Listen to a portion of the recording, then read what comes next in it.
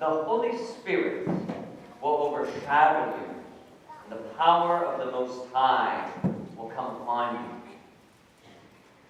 That overshadowing that Gabriel speaks about today to Mary happened long, long ago. It happened already in the womb of Mary's own mother when she was conceived. The very first moment of her life, the Holy Spirit overshadowed her and preserved her from sin. And it strikes me that Mary's whole life, from the first moment of her conception, was in a shadow. I don't think we often think about that Mary's life was shadowed, shrouded. She lived in darkness. Unlike Jesus, the Son of God, when he becomes man, he knows who he is. The incarnate Word always knows himself in his humanity. He knows who he is. He knows what his purpose is. And as he grows in his human life, so he knows that more deeply as a man. But Mary, she is not divine. Mary did not pre-exist her humanity. Mary lived like you and I live. She didn't know what was going to happen next.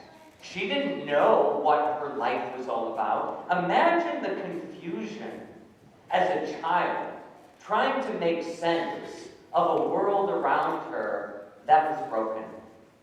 A world that wasn't perfect. A world where people were okay with sinning against one another. People were okay with the occasional lie, or hurting someone's feelings, or talking behind others' backs, or gossiping at the well, or whatever. Imagine her trying to make sense of this. Like, to her ears, it would be as if they asked her to go kill someone. It was a sin. It made no sense to her. She couldn't comprehend it.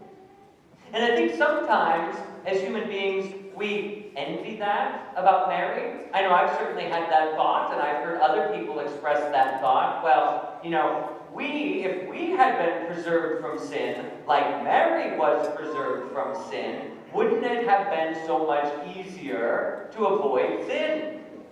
I don't think so.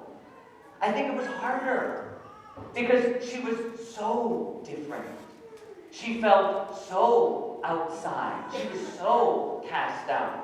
And she didn't understand why.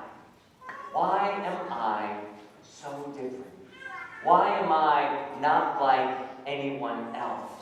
Why do people do the things they do? I think for her, it was a severe struggle. I don't think it was easier. I think that's the irony in the life of grace. That the more grace we enjoy, the greater the struggle is. That the more we are blessed, the more we encounter the cross. Because the cross is the story of that first reading that we heard tonight. The cross is the rejection of humanity of God. We set up for ourselves this lack of paradise. We set up for ourselves this tension and this fight with God. And we create then a world that is in tension and in fight with God. And to be blessed then, to be without sin, is to live in the midst of that and not know really what to do with that. So when the angel Gabriel comes to Mary and reveals another shadow for her life, you will be overshadowed, and you will become pregnant, even though you know not man, and you will bear a son, that is, the child of God. What does this mean? Why am I not like anyone else? Why? Perhaps Mary even wondered if it was all worth it. But in her blessedness, nevertheless, she continues to respond to God. I'm not going to follow the crowd.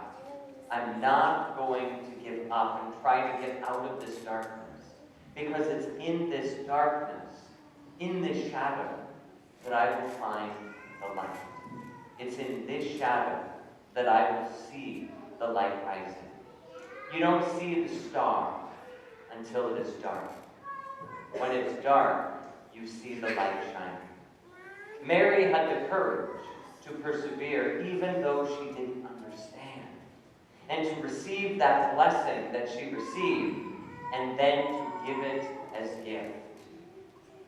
So as we come to celebrate this feast of the Immaculate Conception tonight, we celebrate a woman who must have been very strong and very courageous.